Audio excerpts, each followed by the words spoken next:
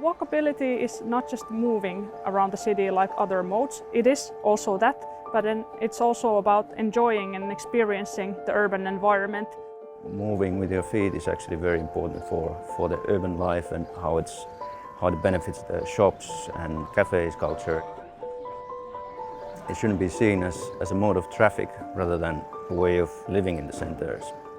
Walkability is about that you can also do the kind of non-necessary activities in the city, and you can sit around and enjoy the urban life as well.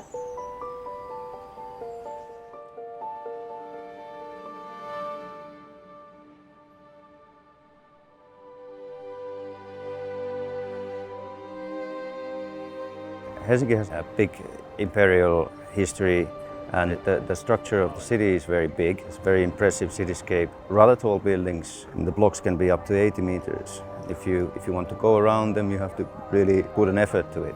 And in many ways you can see that it was originally built for people driving in horse carriages. How to bring it down to the human scale of a person who's walking on the street is quite a challenge.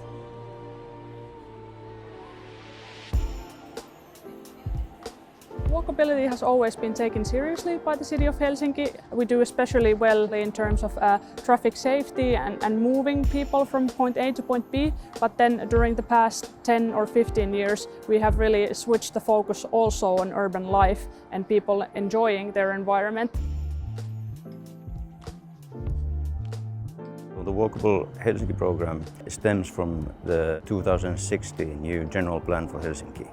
And the idea is connecting all the centers in the city, not just the main center here, but all the other in the suburbs. Making these centers as urban as you can, creating new pedestrian routes to the center, allowing people to stay and enjoy their time there.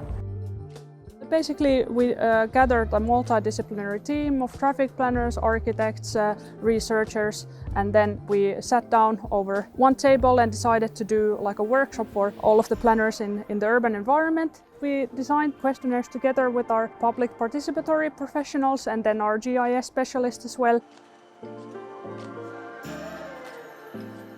The Geographic Information System is a way to analyze location-based data.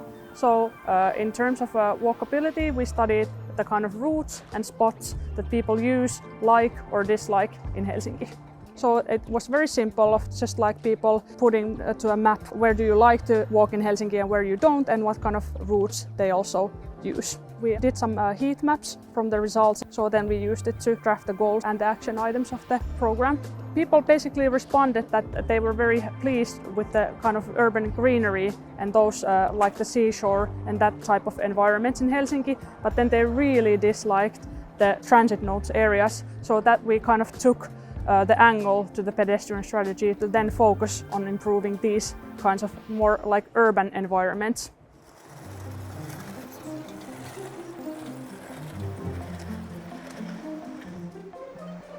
The experiments like this one that's on this street we've been doing for about 3 years now. They have been about bringing down the scale of the street a little bit, slowing down the traffic.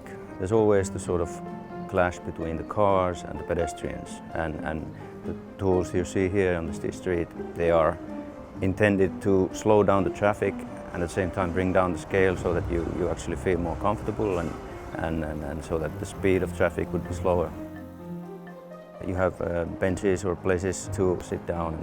This vegetation, everything is there to stay and stop whenever there's a chance to meet somebody or sit down and enjoy yourself. This project as well, we also measure and study how people are using this space as we are doing actions to improve the walkability.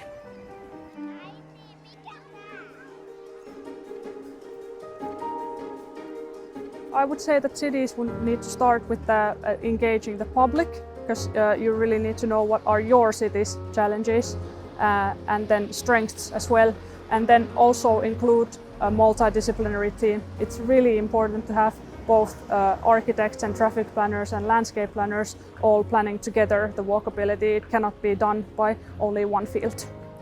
And then also data is king. You really need to use data in order to understand the urban environment and its walkability as well. So geographic information systems, questionnaires, workshops, all those kinds of both qualitative and quantitative data. And then also I would recommend using experiments to learn what works and what not. So those would be my top recommendations for cities to start improving their walkability.